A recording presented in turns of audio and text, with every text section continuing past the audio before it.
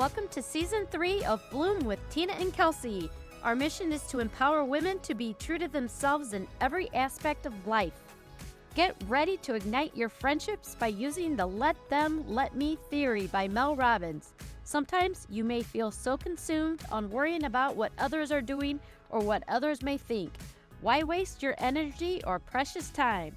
Throughout the episode, Kelsey and I reflect on our first-hand experiences with evolving friendships over various stages of life, during college, marriage, raising children, and even moving. We also examine the 3 pillars of friendship: proximity, timing, and energy. Who's in your circle of friends? Are they lifting you up or holding you back? Join us as we share our personal takeaways. And as always, we'd love for you to stay connected with us. Check follow, drop a comment, leave a rating, and share this episode with your friends. Now grab your headphones, your walking shoes, and get ready to bloom. This is the conversation you do not want to miss. Hello, and welcome back to Bloom with Tina and Kelsey. This is Season 3. Season 3? Can you believe it? Bloom. Yeah, I can actually believe it. I feel like we've been doing this forever. It feels just so like, this is just what we do now. This is Routine? our routine. Yeah? It's good. It is. Well, it's September, so we've been doing this routinely for 9 months. Yeah. Which is huge. Yeah, because how many other people get the opportunity to just hang out with their buddy and talk and just shoot the, you know? Yeah. Yeah. And call it a job. Yes. That's why it's so fun. That's why I enjoy it. Yeah. So, It's been good. but yeah, Season 3, this is going to be great. We do have to apologize for some of our technical difficulties that we've had. You know, this is a growing growth experience for all of us. You know, through technical. Yeah, so we've been playing with microphones a little bit and stuff like that. I think we've got the sounding a lot better. Yeah. So hopefully. So thanks for bearing with us. Yeah. But today we are at Kelsey's house, and in my sunroom. I just sort of wanted to hang out with you and talk about being your friend. That's good. So, you know, we had the big Baden vacation to Hilton Head, and Kelsey you did get through the whole book or not? Pretty close. Of Let Them? I think I had a few chapters left, and I felt ready to pass it on to you. Yeah. Okay, so I took the book, The Let Them Theory by Mel Robbins, with us to Hilton Head, and we had, you know, this 12-hour drive. And it was pretty cool. I had the book in front of me, and then at the same time... Jeff was driving. Tina was not driving with the book in front of her. So it was so good that I mentioned it to Jeff, and at first he's like, you know, isn't there like something else we can listen to, you know, instead of like your little self-help books? And I'm like, no, Jeff, this is really good. You've got, you know, what, you want me to start reading these things to you? So I started reading a few things to him, and I'm like, screw this. I am not reading this whole book. And so I ended up getting the Audible version. So here I am listening to the audio version, and I'm actually reading it at the same time, highlighting, taking notes, because it is so good. And I was like, oh my gosh, Kelsey, we have got to talk about the Let Them theory. Let me. Yeah, people forget that part a lot, and it's a pretty important part. Yes. The book emphasizes that very early on, how important that part is. Right, by Mel Robbins. And so basically, her book, just some of the notes I wrote was like, stop wasting your time, energy, and happiness trying to control things you can't control. Stop managing everyone else. Stop obsessing over what other people think, say, or do. You'll have energy to focus on your own life. Stop reacting, start living. it was all these things that she was saying at the very beginning of the book. Stop doing this, stop doing this. But yet, you're just wasting so much energy and time and, worrying about what other people think, whatever everybody else says. It's like, Yeah. let them. Yeah. So what came up for me was very much this, and I know a lot of people out there can relate to this, right? Where we're so consumed by what other people are going to be thinking, or we might be disappointing somebody, or how do I keep this person happy and this person happy at the same time? And it becomes all consuming. And like everything I was doing at one point in my life, it was like trying to keep this person happy when I go to this space, trying to keep this person happy when I'm in this space, right? And like that whole balancing act. And it was never, ever about what I actually wanted. Yes. My whole life was being lived by what was going to keep the peace. Right.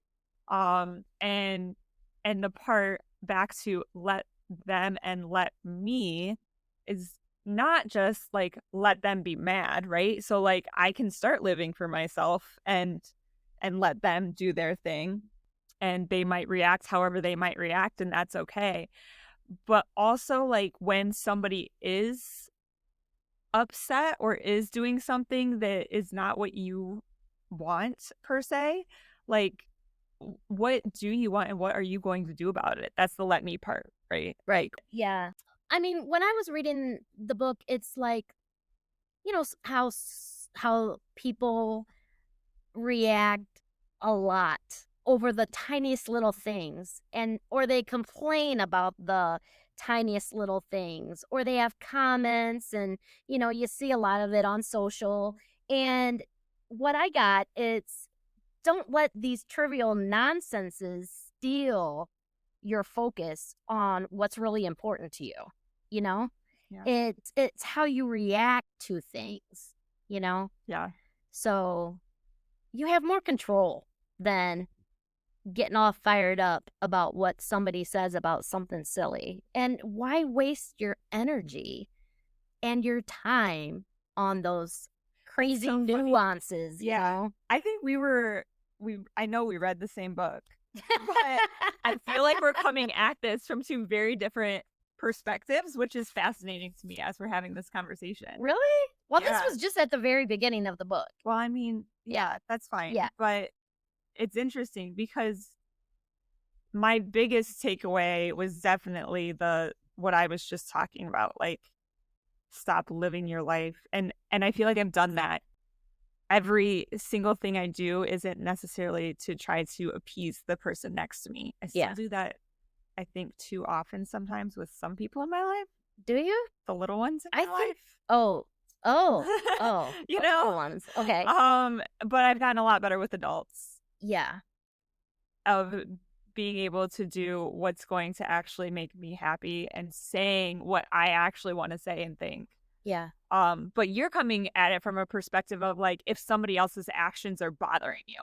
You see the difference there? Yes, I do. And there are, I guess, different pieces of the book. Yeah. That right. That relates to this. Yeah. Yeah. It's a very long book. So it's just interesting that those are the different pieces that resonated most. Yeah.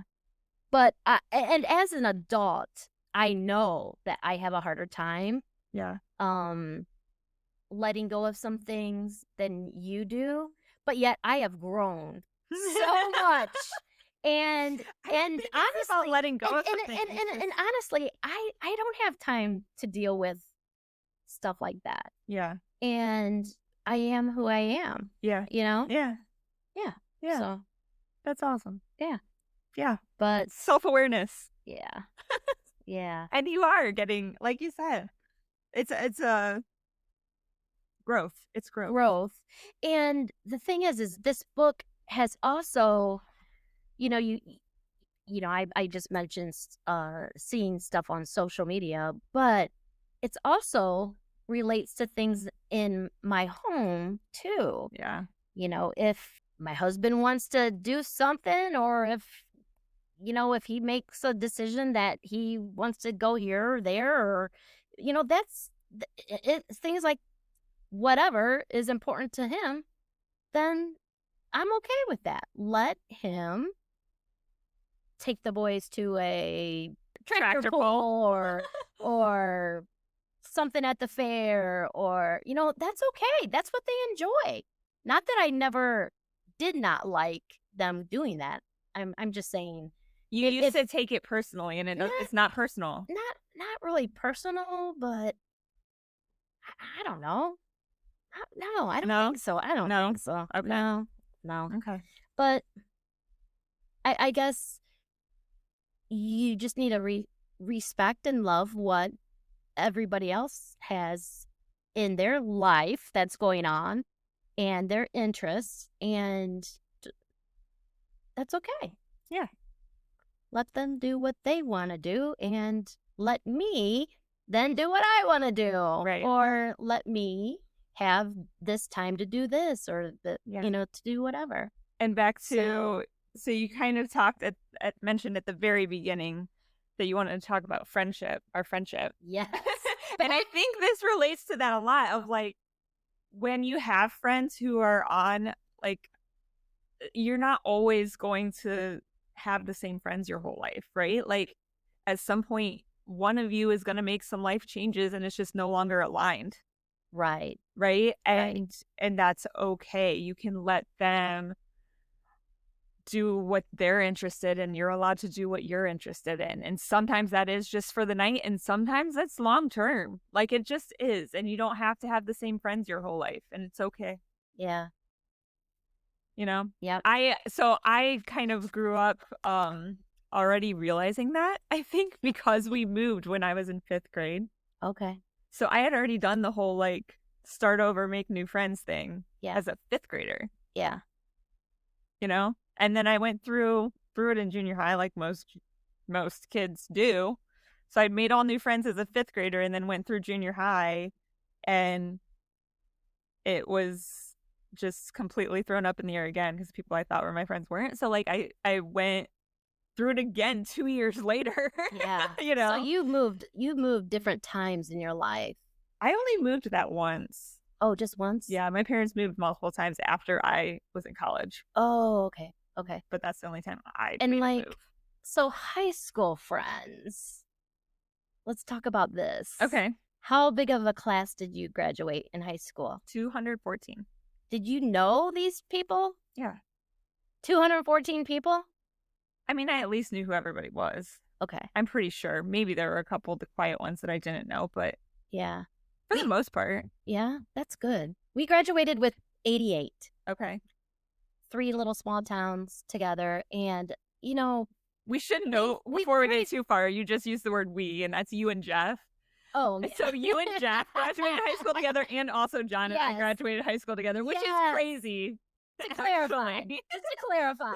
That's but yes, Jeff and I have known each other since kindergarten, and we pretty much have taken all those classes, grade school, middle school, junior high, every class together except for 2nd grade. There was a 2A and a 2B that we were not in the same class together. And you guys, no, we did not date back in kindergarten. Get real. But we know each other's families, and we know brothers, sisters of families of people in our class. And I would say that our high school class was close, but I don't know. It's not like I was the popular girl or anything like that. I was just friends with everybody. You know? Yeah. Did you have a best friend? Yeah. Growing up? Like growing up from childhood? Friend. Yeah. I had a group of friends as a younger child. I had one good friend in high school. So I feel like, yes, the answer would be her. But even more than that, I would say my sister was just like the consistent best friend my whole life. Wow, that's neat. Like, even through college. Yeah. Like, we ended up in college together my last 2 years, and her first 2 years we were both there together. So I would say she's like definitely the best friend, like consistent best friend for my life. But in high school I feel like some people would argue with me, but I feel like I only had one friend. Like I only had one person who I could like really talk to Yeah. besides Jonathan. So 2 if you count my boyfriend, but Yeah. I had best friends like in kindergarten. I say best friends because they were twins, Pat and Peg. And still friends with them today. But come junior high time, we weren't really best friends anymore. And I- it, it's not, some high schools, it's different. But being an adult, it's we're just friends with a lot of different people, different different people at church, different people in all the different groups and stuff that You Jeff didn't and I even talk about college. You skipped right over it. And I did feel skip like over I had college. my best friends in college. That's when I had the best group of friends, 100%, hands down. Yeah. Hi, friends. It's Kelsey here. If you've been listening to the podcast and wondering what it's actually like to work with a financial planner, or if financial planning is even for you, I totally get it. We only touch slightly on that side of my work here, and money can feel like a heavy or confusing topic to dive into. That's why this fall, I'll be sharing more bite-sized tools, insights, and mindset shifts over on my Apricity Financial Planning Facebook page. It's a simple, low-key way to start engaging with your finances. No pressure, just gentle guidance and encouragement to help you feel more confident and aligned with your money. If that sounds helpful, I'd love to have you there. Just search Apricity, that's APRICITY Financial Planning on Facebook and hit follow. And if you've been carrying questions about your finances or wondering what support might look like, I'd love to talk to you. You don't have to figure it all out alone. Just give me a call, 419-825-6161, or send me an email at kelsey@apricityfp.com. I had a best friend in college, and I feel we're still close. She was in our wedding and everything. Yeah. But I don't know, sometimes it's difficult Was to she talk a about roommate? stuff like that. It is. No, we didn't have no, we actually had separate rooms. Everybody had their own room. This was at So when I say this was roommates, this I was in think of... this was in a dorm at St. Vincent School of Nursing. Okay. So it's not on a big college campus, you see. But no, we had our own separate rooms. Gotcha. Did you live in a dorm your whole college career? Or did you get an apartment? The 3 years at St. Vincent's, I lived in the dorm. Okay. So I had dorm roommates. We had 3 to a room my freshman year. 2 random people. By random, I mean I didn't know them before I went there. Mm-hmm. Started hanging out with them quite a bit freshman year. Yeah. But then roomed with 2 of my best friends sophomore year, like in the dorms. So the 3 of us were kind of like inseparable that year, to be honest. And then lived off campus in a house with 5 girls, 5 of us my junior year and 4 of us my senior year. And that group from junior and senior year, actually, and it's the same people who I was with my sophomore year. Like, that group is definitely my core group of friends, I would say. And distance and life has made it so we, it's hard to stay connected. Yeah. For sure. I feel like I've stayed more connected with one of them than the rest. Yeah. And that takes a lot of intentionality on both of us. Yeah. Like, it requires 2 people, not just one. Right. Trying to intentionally maintain a relationship through distance, lives being in entirely different places. For years, I was married with children and she was single. Mm-hmm. And that's what she talks about in the book too, is the 3 pillars of friendship, and it's proximity, timing, and energy. Yeah. Because when friends do drift away, fall apart, when friends move away, Mm-hmm. you lose touch. You lose that easiness, Yeah. simplicity Yeah. to, hey, come over here and let's do an episode, or Yeah. hey, let's go get some ice cream, or hey, let's do this Yeah. and that and that. And It's harder for you to maintain that closeness. Yeah. I do think for me, the fact that I always had my sister made it so that I didn't rely as much on my friends for that day-to-day connection. Yeah. It was okay that it was like when it's convenient or when it's fun or like more loose connection, because I had such that close bond with my sister for the more daily consistent connection. But also I have to say, so this conversation just made me think of it, and I want to throw out massive love to my friends right now. So I'm gonna share this story. I I moved to Chicago after college, and all of my friends, literally all of them, well, okay, maybe not all of them, most of my friends, maybe all of them, were in Columbus, Ohio. Okay. Right? Yeah. So they all still hung out together every day. Yeah. I'm pretty sure some of them were still living together. Some of them were just hanging out every day or every weekend. And I was the only one married and living in Chicago. And they're all still single, maybe have a boyfriend, but whatever. Mm-hmm. So drastically different in at least two of the three things you just said, right? Like Yeah. where you're at in life. Proximity. And how proximity, how close you live together. And then energy, I would say like we still had similar energy in terms of like what we were, because I was married but no kids, right? So Yeah. like the energy was similar. Yeah. It's not that different than when you have a boyfriend. Yeah. Before kids came involved. And timing. Yeah. was the third thing. Oh yeah. Yeah. And so that it's like was the timing. Like you're planning a wedding, you're getting Yeah. married. Yeah.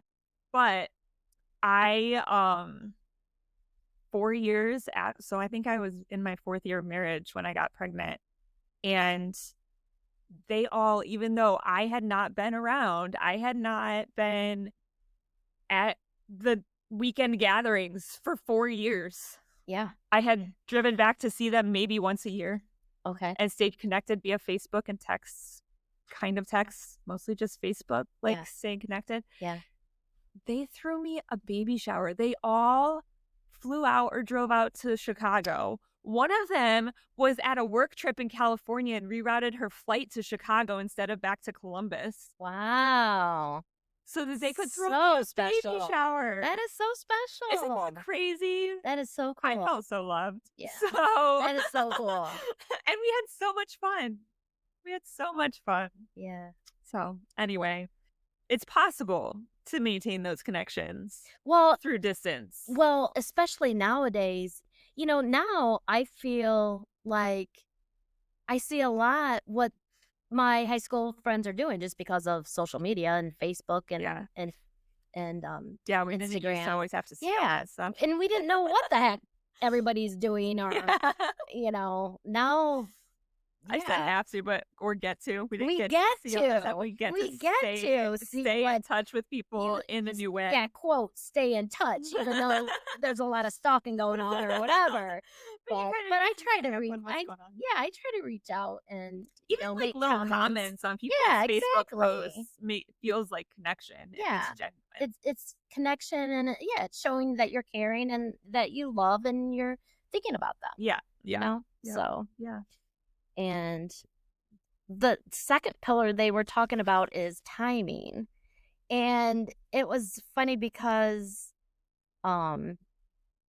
they started talking about age in this chapter. That's why I thought of you, and I'm like, oh my gosh, here I am wanting to be a grandma, and here you are, with little Milo. Throes of motherhood. The youngest is in first grade, but we are at different stages of our lives. Yeah, very much so. And you know me, I don't really like talking about this I know you don't. I'm a little uncomfortable because I am a tad bit older, but if you didn't have that, we're so aligned. Yeah. I believe with each other, with our goals and our vision, and Yeah. Well, and was it number 2? I don't even know. Was energy. Right? The third one is energy. Yeah. The third one is energy or timing? Now I'm confused. Oh, it doesn't matter, but okay. We talked about proximity. Proximity, was timing, the and energy are yes. the 3. Yeah. So energy, I think, is all the stuff you were just yes. about. And I think, and we talked to somebody else today about this, about when you put yourself in a circle of people who are aligned energetically, like that is how you can take yourself to the next level, because too often we get stuck in the circles that we've always been in. Mm-hmm. And when you're trying to do something different, you can't just stay in those same circles you've always been in. You have to find the new people who are doing the new thing that you're trying to do. Right. And maybe some of those people from your old circle will come with you and also be trying to do the new thing, and maybe some won't. And you let them, and it's okay. Yeah. Well, I'll tell you, I don't feel 100% comfortable even telling some of my closest friends that I have now things that I want to do. Yeah. And I don't feel comfortable telling them what my goals are or my ideas. And hey there, Bloom listeners, it's Tina Baden here, and I want to take a moment to share something exciting with you. Have you ever found joy in helping others feel their best, or thought about how great it would be to boost your own health, energy, or even your finances? If that sounds like you, then I've got something special to share with you. Let's talk about Plexus, their amazing range of products. It's designed to support your wellness journey and help you feel fantastic. From gut health, energy boosters, to weight loss, there's truly something for everyone. And here's where it gets really exciting. If you love sharing what you're passionate about, the business opportunity could be just what you're looking for. I can honestly say that Plexus has changed my life for the better, both through health and finances. Yet, it's more than just a business. It's a wonderful community that supports and uplifts each other. If you're curious and you think this might be a good fit for you, why not join me? It could be fun. Message me at Bloom with Tina and Kelsey on Facebook Messenger. Embark on this journey and let's bloom into our best selves together.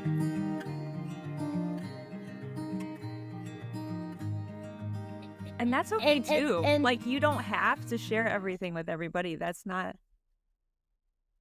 let me part. Let me. Oh, let me decide who is worthy of sharing these deep desires with, like these things that I dream about. Like, yeah, it doesn't have to be with the whole world. Right. You know, and just like the person that we were talking to today, it's like if you mention something like that, and if they react like, what do you want to do that? What, you think you can do that? And sort of laugh and those aren't your people. Yeah. Those aren't your people. And you need to get into the room to find those people. Yeah. That will encourage you, that support you, that continue building you up. Yeah. And I think we had both, before we met, found those people virtually. Yes. But I think we were probably both one of each other's first people to like really connect on that energetic level in person, and the proximity and energy being so aligned. Yes. At the same time. Yes. It was kind of what made it so we just became immediate friends. Right. Yeah. We had both put ourselves into those circles virtually, which is how we ultimately met. Pretty much. Basically, because pretty much I saw that you were reading the same books that I was reading on Facebook, because you had been to a conference that I with people who I had also like done virtual conferences with. Like, yeah. Listen to episode number 1, right? So, yeah. Yeah. Episode Bloom with Tina and Kelsey, episode number 1. How we met. So, but that's just alignment. Like that is, we followed the God taps to put ourselves in those circles, virtual circles, which for you became in-person circles, but still distant in-person circles because you were going to conferences to see these people. I was still just seeing them all virtually. But I think that ultimate alignment is what, like, if we hadn't both done those things, who knows if we ever would have. Probably not. Friends. Probably not. Probably not. You would have just been hi, I'm Kelsey at that meet and greet for the school board thing that my husband was at. Yeah. And that would have been it. And that probably would have been it. And thank God that you sent that Facebook message to me. You know, that's what started it, Kelsey. Yeah. But what I'm saying though is it went back even further than that. It started when you decided to join a Brooke Hemingway group. It just started when I decided to join a Patrice Washington group. It started when I drank that pink drink. It started when I drank the pink drink. Everything starts somewhere. And you can go back and all these steps lead to the next. And if you can just stay aligned, and I say that word a lot, but I just mean like stay quiet enough that you can hear what you're supposed to be doing next. Yeah. You told me that today, Kelsey. I did. I have to take my own advice sometimes. I need to work on that. But I do. This month I've been doing really good at finding that quiet time every morning to just sit and be at peace without a phone, without a book, without a journal, just sit. And I think that really is what helps me stay in alignment. So I know, like, can feel into what's next. I know some people, it's the running. Like some people run and they find that. Yeah. In the shower and actually being mindful of like, I don't know. Yeah, it's centering yourself. It's just finding that peace and quiet where you're able to listen to those God taps. Yeah. Sort of guide you in that next step.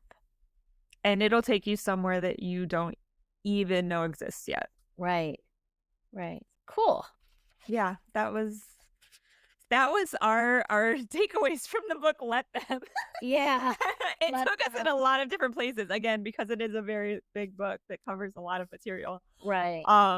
But like you said, the most important part is let me. Yeah.